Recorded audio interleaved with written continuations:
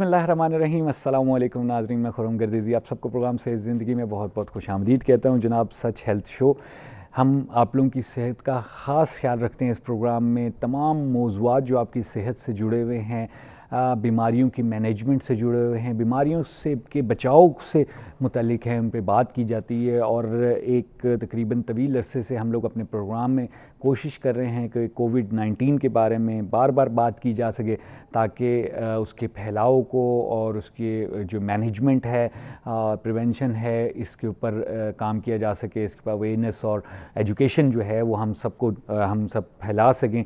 और क्योंकि मीडिया का एक बहुत बड़ा रोल है इस कोविड-19 को कंट्रोल करने में और इसकी अवेयरनेस और एजुकेशन फैलाने में, तो हम आज भी इसी मौजू को लेकर आगे बढ़ेंगे। लेकिन हम लोग इस बात करेंगे कि यूरोलॉजी के एस्पेक्ट से कोविड-19 एंड यूरोलॉजी, इस पे हमारी गुफ्तगू होगी। हमारे साथ प्रोफेसर डॉक्टर मुमताज़ अहमद यहाँ पर स्टूडियो में मौजूद हैं। डॉक्टर साहब सीनियर कंसल्टेंट का यूरोलॉजिस्ट हैं और डॉक्टर साहब जो हैं वो प्रेसिडेंट भी हैं Pakistan association of urological surgeons.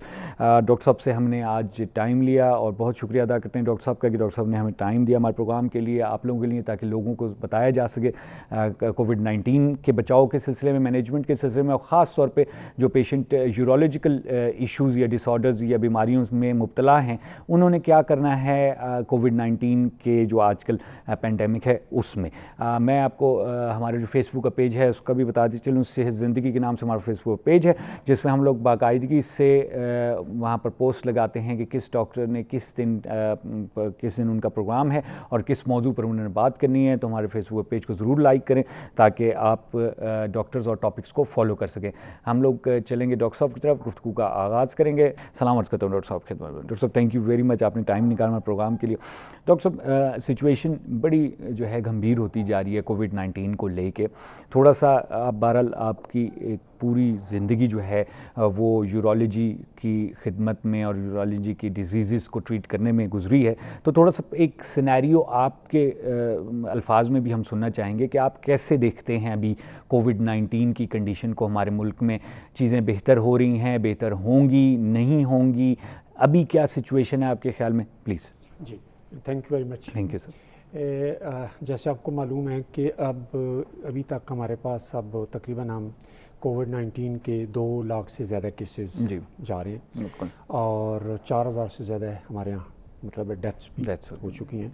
और मेरे ख़्याल में ये भी जो ये एस्टिमेट है ये डेफिनेटली एक अंडर एस्टिमेटेड होंगे दोनों सारे केसेस रिपोर्ट हम बहुत ज़्यादा रिपोर्ट नहीं हो रहे, हम बहुत ज़्यादा टेस्ट भी नहीं कर रहे, और इसी तरह बहुत सारी ऐसी डेथ्स होंगी जो कि अगर लोगों को कोई प्रॉब्लम होता है तो अब आपको पता है एक फ़ियर और एक फोबिया की भी एक कैफियत है। और बहुत सारे ऐसे लोग हैं जो कि अगर किसी को कोई प्रॉब्लम हो जाए तो वो एक जिस तरह का यहाँ पे एक मिथ है या एक डिसइंफॉर्मेशन कि जी वो हॉस्पिटल में जाएं तो वो बिल्कुल जो है ना हॉस्पिटल में डॉक्टर जो है वो कोविड-19 में बीमार लोगों को कन्वर्ट कर लेते हैं। इस तरह की दूसरी इंजेक्शन लग रहे हैं और की वजह से बहुत सारे लोग जो हैं सीरियस लोग और बहुत सारी अमवात मेरा ख्याल है अपने घरों में और लोकल लेवल पे हो जाती हैं और वो अंडर रिपोर्टेड है। बिल्कुल सही, ठीक है। और इसके अलावा बात यह है कि मेरे अपने ज़ाती जो ख्याल है इसमें यह है कि अभी हम एट द मोमेंट हम तकरीबन दुनिया में 10वें 11वें 12वें नंबर पे जा रहे हैं in terms of the number of total cases. ठीक है, लेकिन उसमें से भी ज़्यादा इम्पॉर्टेंट जो है वो बात यह है कि हमारे यहाँ जो नंबर ऑफ न्यू केसेस जा रहे हैं उसमें हम तकरीबन तीसरे चौथे पाँचवीं में। अच्छा, मतलब है दुनिया में? जी, दुनिया में, मतलब बहुत सारी दुनिया में ऐसी हैं जहाँ पे नंबर ऑफ केसेस टोटल तो बहुत ज़्यादा हुए हैं, लेकिन अब जो न्यू केसेस हैं वो तकरीबन ना होने के बराबर हैं। जैसे चाइना या इटली हो गया। चाइना, इटली, ये यूरोप में तो तकरीबन बिल्कुल ना होने के बराबर है। इवन यूएसए में भी बहुत कम, यानी न्यू केसेस उन्होंने कंट्रोल कर लिए अब वो और किसी को नहीं होते। फॉर फ्यू कंट्रीज जिस तरह का रशिया का है, ईरान का है, ठीक है, और एक दो और कंट्रीज है, मैक्सिको, ठीक है। उसके अलावा हम तकरीबन तीसरे चौथे नंबर पे हैं। और मुझे ये फियर है कि कहीं ऐसे ना हो जिस स्पीड से हमारे केसेस नंबर ऑफ केसेस बढ़ रहे हैं तो ये हो कि हमारे ऑलरेडी आपको पता है कि इकानमी का हमारे यहाँ जो हाल है, बिल्कुल, तो मतलब है कि हमें जो है अपनी जो इंटरनेशनल जो आमदोरफ्त है उसमें हमें कहीं फ्यूचर में कोई मसला ना हो जाए जिस तरह हमारे नंबर ऑफ केसेस बढ़ रहे हैं। अच्छा, तो इसमें मेरी तो यही है कि अभी मतलब हमें और इसमें इस प्रॉब्लम के लिए हमें सीरियसनेस शो करनी चाहिए। ठीक है, और ये जो हमारा सोशल डिस्टेंस का है ये तो मतलब है ज़रूर होना चाहिए। ठीक है। और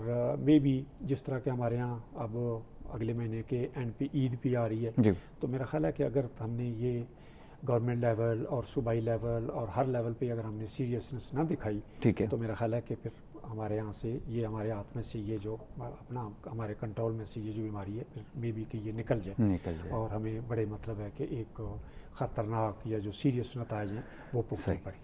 اچھا ڈاکٹر صاحب، ویسے بھی اگر ہم اپنی ہسٹری دیکھیں میڈیکل سائنسز کی پاکستان میں، تو ہمارے ہاں جو پبلک ہیلتھ کا ڈپارٹمنٹ ہے یا ایپیڈیمیولوجی کے ڈپارٹمنٹس ہیں، ان پہ بہت کم کام ہوا ہے اور یہ بیماریوں کے پھیلاؤ کے سلسلے میں ہم لوگ بہت ہمیشہ ویک رہے ہیں.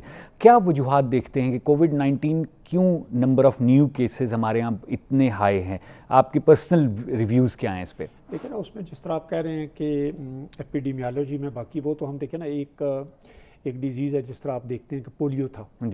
پولیو کتنے سال ہو گئے ہیں پوری دنیا سے ختم ہو گئی ہے ایکسیپٹ فار پاکستان اور افغانستان. دو یا تین ملک ہیں اور اس کی وجہ یہی ہے کہ مطلب ہر چیز جو ہے نا وہ سسٹم کے ساتھ چلتی ہے. جس طرح ہمارا انفراسٹرکچر ہے، جس طرح کے سسٹم ہے، جس طرح ہمارے پاس ڈاکومنٹیشن ہے، ڈیٹا کلیکشن ہے، ڈیٹا ریٹریول ہے، وہ ہمارے یہاں چونکہ بہت ویک ہے. تو اس لیے اس طرح کے جو ایپیڈیمیولوجیکل ڈیزیزز ہیں ان کو جب تک کہ یہ سارا آپ کا انفراسٹرکچر بہت اسٹرانگ نہیں ہوگا وہ اس کو کنٹرول کرنا بہت مشکل ہے.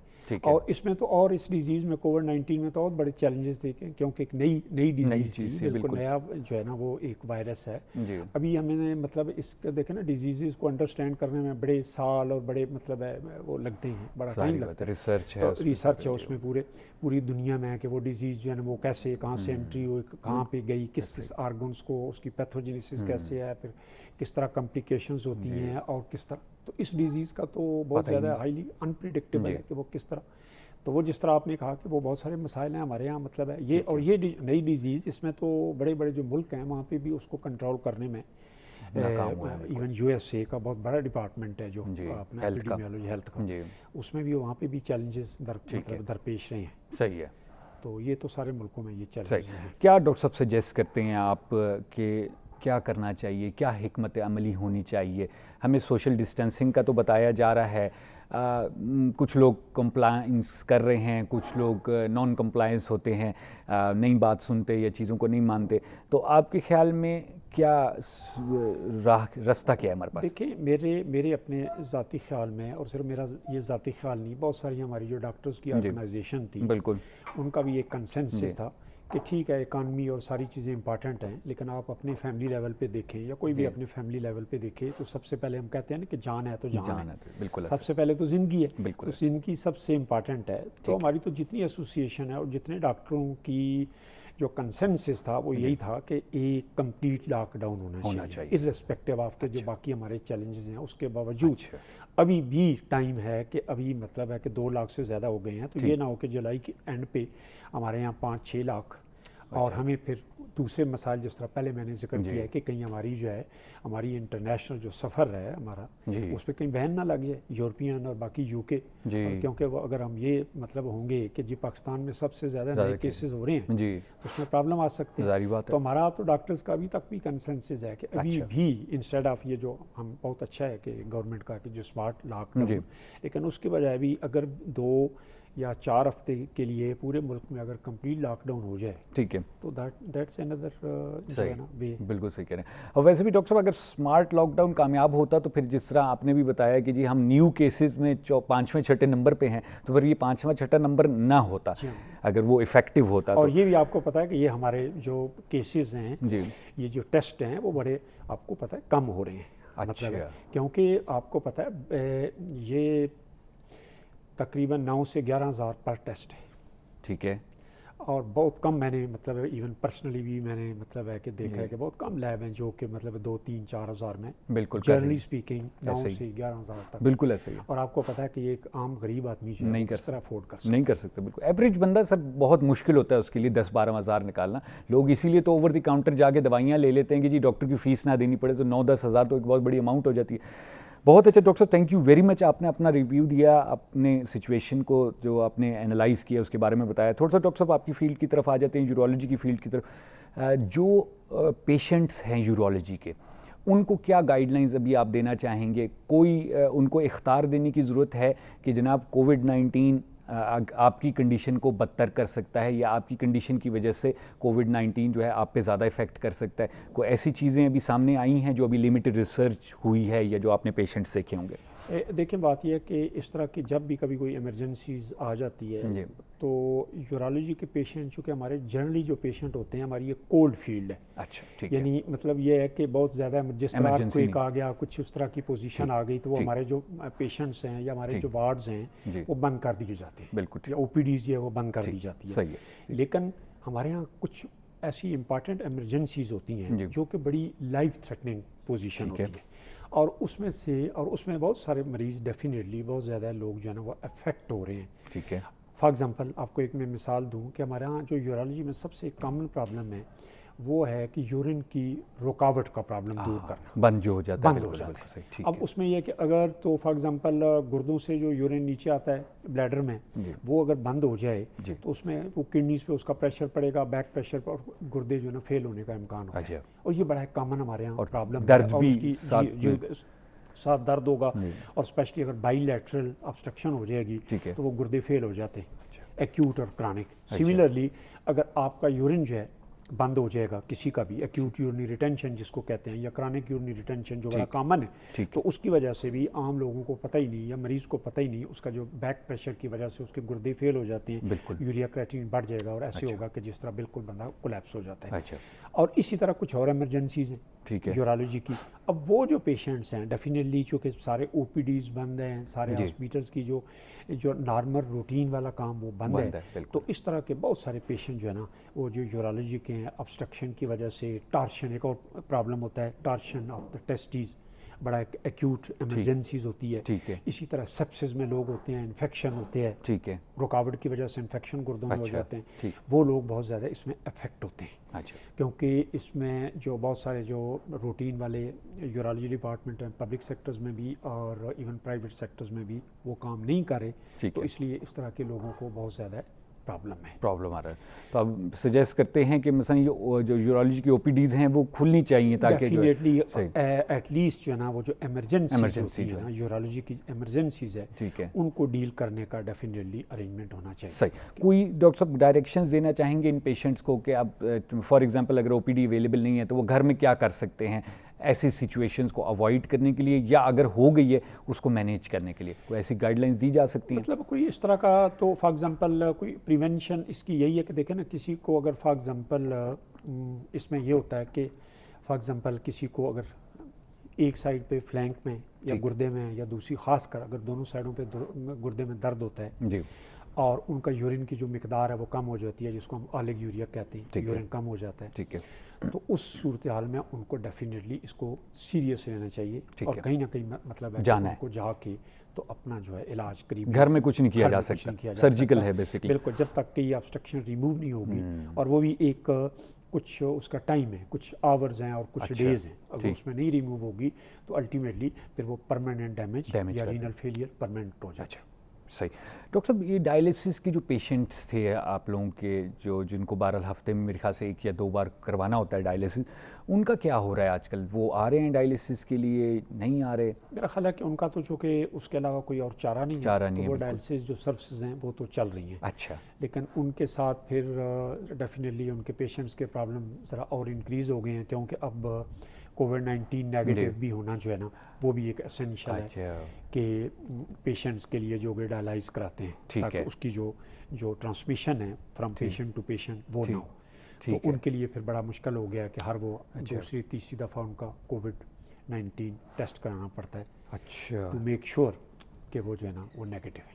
بالکل ایسے ہی جیسے آپ لوگ باقی اور بیماریاں جو کنٹیجیس وہ بھی چیک کرتے ہیں ڈائلیسس سے پہلے. ہیپیٹائٹس سی اور ہیپیٹائٹس بی چیک کرتے ہیں, اس طرح پہ یہ بھی اب تو یہ ہر بار جب آئیں گے تو ان کو چیک کرنا ہے 1 ہفتے 2 ہفتے 3 کے بعد کہ بھائی کہیں.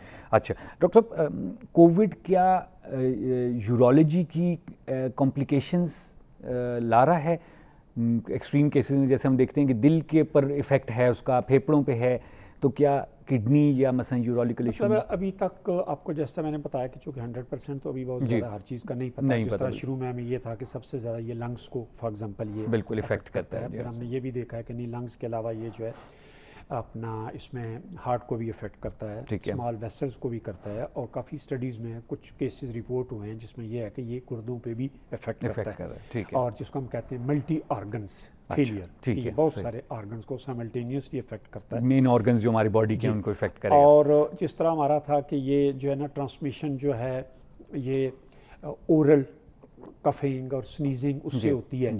آل دو زیادہ تو ایویڈنس تھا کہ یہ یورین کے تھرو یہ نہیں ایکسکریٹ ہوتا، لیکن کچھ کیسز اس طرح کے بھی ہیں کہ نہیں یہ جو ہے یورین کے تھرو بھی یہ جو وائرس ہے یہ ایکسکریٹ ہوتا ہے. اوہو، یعنی پاسبلٹی ہے وہاں پر. بالکل صحیح. ابھی تک مطلب اس کو بالکل ایکسکلوڈ نہیں کیا جا سکتا. اچھا ڈاکٹر صاحب، کیا جرنل گائیڈ لائنز یا مثلاً کوئی ایسی چیزیں جس میں مثلاً ابھی جو بیمار نہیں ہیں لیکن ہم یورولوجیکل پوائنٹ آف ویو سے کہیں کہ جی آپ ان چیزوں کا خیال رکھیں، چیک اینڈ بیلنس میں رکھیں، یہ کھائیں یہ نہ کھائیں تاکہ آپ کو یورولوجی کا کوئی ایشو نہ آئے؟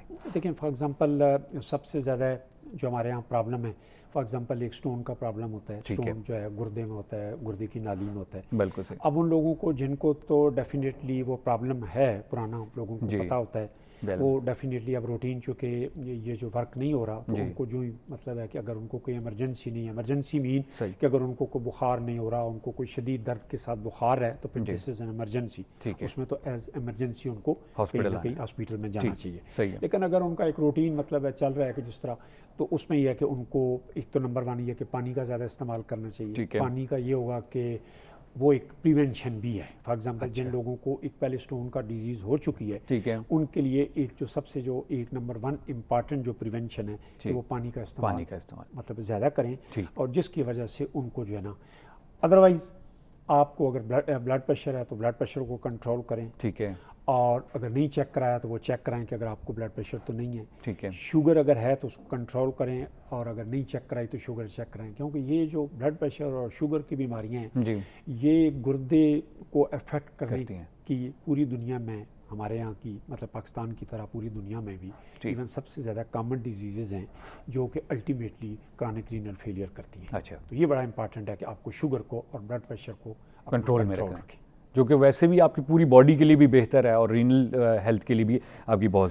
ڈاکٹر صاحب، جو ہمارے پاس رینل فیلئر کے پیشنٹ تھے، جیسے کہ آپ لوگ بتاتے ہیں کہ جی وہ 20% اب پہ آ گیا ہے، 15 پہ آ گیا ہے، اب آہستہ آہستہ اور کم ہوتی جا رہی ہے ورکنگ، تو وہ پیشنٹ جو ہیں وہ ابھی کس کنڈیشن میں ہیں؟ ان کو کیسے مینیج کیا جا رہا ہے، ان کو کیسے ڈیل کیا جا رہا ہے؟ دیکھیں نا، اس میں ہم جس طرح کہتے ہیں کہ اس میں کرونک رینل فیلئر یا اس کو کہتے ہیں کرونک کڈنی ڈیزیز. ٹھیک ہے نا، اس میں ایک جو میجرمنٹ کا ایک جو کرائٹیریا ہوتا ہے وہ GFR ہوتا ہے. اچھا ٹھیک ہے جی، کہ گلومیرولر فلٹریشن ریٹ فار ایگزامپل وہ 100 ہے.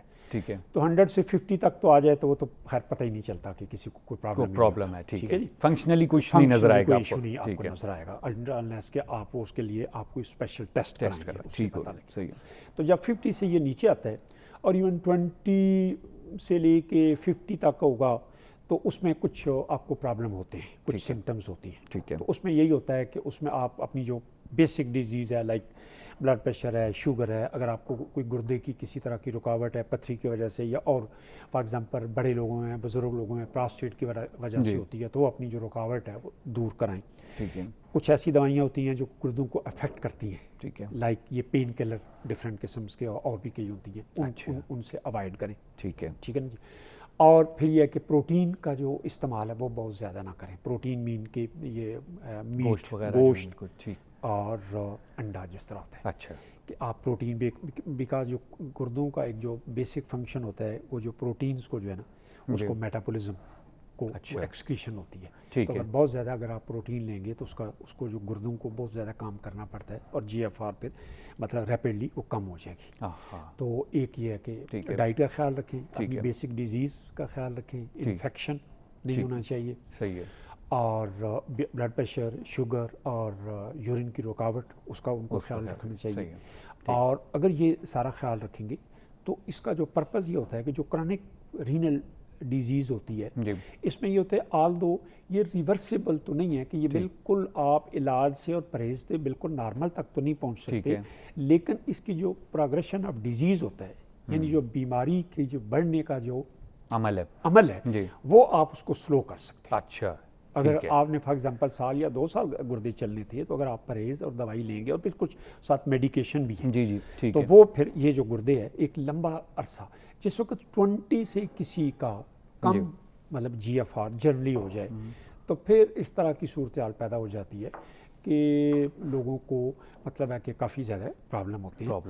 اور اگر 5% سے کم GFR ہو جائے تو پھر تو بغیر کسی سپورٹ کے وہ مطلب ہے کہ جو لائف کو مینٹین کرنا بڑا مشکل ہوتا ہے. اچھا. تو اس سپورٹس کے مطلب یہ ہوتا ہے کہ ہم کہتے ہیں کہ اس کو یا تو ڈائلائز کریں. ٹھیک ہے نا جی. ہفتے میں 2 سے 3 دن ڈائلائز کریں. اس کو رینل سپورٹ دیں. رینل سپورٹ مینس کہ ڈائلائز کریں. اور یا دوسرا اس کا جو الٹرنیٹیو ہے رینل ٹرانسپلانٹ کیا جائے. صحیح.